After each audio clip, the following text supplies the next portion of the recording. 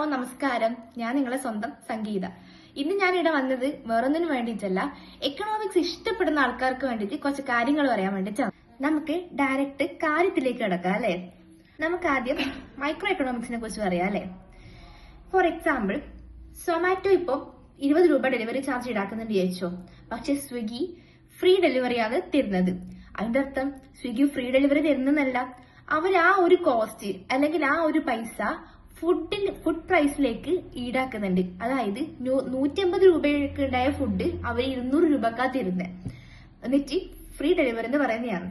ശരിക്കും പറഞ്ഞാൽ ഇത് സൊമാറ്റോ സ്വിഗ്ഗിയുടെ കാര്യമല്ല, ഞാൻ ജസ്റ്റ് എക്സാമ്പിൾ പറഞ്ഞതാണ്. അതുകൊണ്ട് അങ്ങനെ വിചാരിച്ചേക്കാൻ ഞാൻ എന്താ പറയാൻ ഉദ്ദേശിച്ചെന്ന് വെച്ചാല്, ഇത് different pricing for same consumers എന്നുള്ളൊരു കോൺസെപ്റ്റ് ആണ്. ഇതാണ് മൈക്രോ എക്കണോമിക്സ്. ഇങ്ങനെ ഓരോരോ ഓർഗനൈസേഷൻസും അവരുടേതായ സ്ട്രാറ്റജി യൂസ് ചെയ്തിട്ടാണ് ഇന്ന് ഈ എക്കണോമിയിൽ പിടിച്ചു നിൽക്കുന്നത്.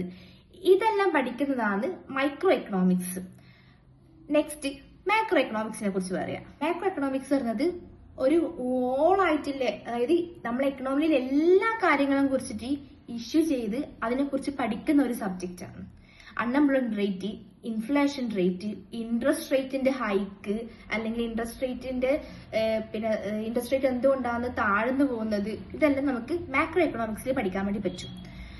ഒരു എക്സാമ്പിൾ വെച്ച് പറയാം. RBI ഇൻട്രസ്റ്റ് റേറ്റ് കൂട്ടി നിശ്ചയിച്ചോ, അത് നമ്മളെ ഓയിലിനെയും അതേപോലെ തന്നെ EMIനെയും എഫക്ട് ചെയ്യുന്നുണ്ട്. എങ്ങനെ എഫക്ട് ചെയ്യുന്നത്? RBI ഇൻട്രസ്റ്റ് റേറ്റ് കൂട്ടിയാൽ ഇമ്പോർട്ട് ചെയ്യുന്ന ഓയിലിന്റെ വില കൂടും, because of US dollar strong ആവുന്നതുകൊണ്ട്. അതേപോലെ നമ്മൾ EMIയും കൂടും. ഇതൊക്കെയാണ് നമുക്ക് മാക്രോ എക്കണോമിക്സിൽ പഠിക്കാനുള്ളത്. ഞാനൊരു എക്സാമ്പിൾ പറയുന്നതാണ്, വേറെയും കുറെ കാര്യങ്ങൾ നമുക്ക് പഠിക്കാനുണ്ട്. അടുത്തത് നമുക്ക് എൻവറോൺമെന്റൽ എക്കണോമിക്സ് നോക്കാം. ഇതും ഒരു എക്സാമ്പിൾ വെച്ച് നമുക്ക് തുടങ്ങാം. ഡൽഹി ഗവൺമെന്റ് പൊല്യൂഷൻ ടാക്സ് ഈടാക്കുന്നുണ്ട്. അതേപോലെ തന്നെ ഇലക്ട്രോണിക് വെഹിക്കിൾസിന് സബ്സിഡീസും കൊടുക്കുന്നുണ്ട്. ഇതെന്തിനു വേണ്ടിയിട്ടാണ്? നേച്ചറിനെ പ്രൊട്ടക്ട് ചെയ്യാൻ വേണ്ടിയിട്ട്.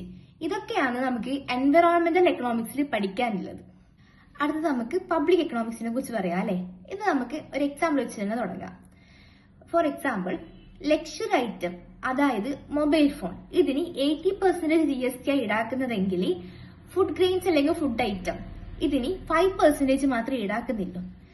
അതെന്തുകൊണ്ടെന്ന് വെച്ചാൽ ഫുഡ് ഐറ്റംസ് കോമൺ പീപ്പിൾസിനും അഫോർഡ് ചെയ്യാൻ വേണ്ടി പറ്റണം. ഇതാണ് മെയിൻ ഉദ്ദേശം. അത് ഒരു നെസസറി ഐറ്റം ആണ് ഈ ഫുഡ് ഐറ്റം എന്നെല്ലാം പറയുന്നത്. ഇതാണ് പബ്ലിക് എക്കണോമിക്സിൽ പറയുന്നത്. നെക്സ്റ്റ് ഫിനാൻഷ്യൽ എക്കണോമിക്സ്, അതായത് ബോൺസ്, ഇക്വിറ്റീസ്, ക്രിപ്റ്റോ കറൻസീസ്, നമ്മളെ എക്കണോമിയിൽ കൂടുതലായിട്ട് സംസാരിക്കുന്ന കാര്യങ്ങൾ. ഇതാണ് ഫിനാൻഷ്യൽ എക്കണോമിക്സിൽ പറയാനുള്ളത്. അടുത്തത് ഇന്ത്യൻ എക്കണോമിക്സ് നോക്കാം അല്ലെ. അതായത് നമ്മളെ എക്കണോമി, ഫാമേഴ്സിന് മിനിമം സപ്പോർട്ട് പ്രൈസിന്റെ ഒരു ഇനീഷ്യേറ്റീവ് ഗവൺമെന്റ് കൊണ്ടുവന്നിട്ടുണ്ട്. അതായത് അവർ ഉൽപ്പാദിപ്പിക്കുന്ന ഉൽപ്പന്നങ്ങൾക്ക് മിനിമം പ്രൈസ് അതെന്തായാലും ഗവൺമെന്റ് ഉറപ്പ് വരുത്തുന്നുണ്ട്. ഇതെല്ലാം ഇന്ത്യൻ എക്കണോമിയിൽ പഠിക്കാനുള്ളത്. കുറെ വൈഡ് ആയിട്ടുള്ള കാര്യങ്ങൾ പഠിക്കാനുണ്ട്. ഇതൊരു എക്സാമ്പിൾ മാത്രമാണ്. നെക്സ്റ്റ് ഇന്റർനാഷണൽ എക്കണോമിക്സ്, അതായത് ഗ്ലോബലൈസേഷന് ശേഷം നമ്മളെ എക്കണോമി വേൾഡ് ആയിട്ട് കണക്ട് ആയി കഴിഞ്ഞു.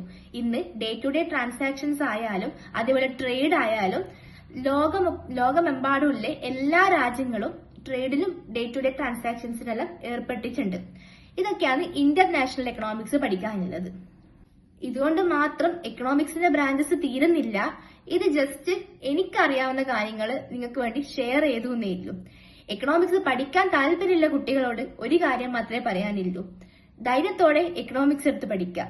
ഇത് നമ്മളെ വേൾഡിൽ എന്തെല്ലാം നടക്കുന്നത്, അല്ലെങ്കിൽ നമ്മളെ എക്കണോമിയിൽ എന്തെല്ലാം നടക്കുന്നതെന്ന് നമുക്ക് മനസ്സിലാക്കാൻ സഹായകരമാകും. അതേപോലെ ഇഷ്ടത്തോടെ എക്കണോമിക്സ് പഠിച്ചാൽ നമുക്കത് ഡേ ടു ഡേ ലൈഫിൽ പ്രാവർത്തികമാക്കാൻ വേണ്ടി പറ്റും. അപ്പോൾ thank you for watching my video.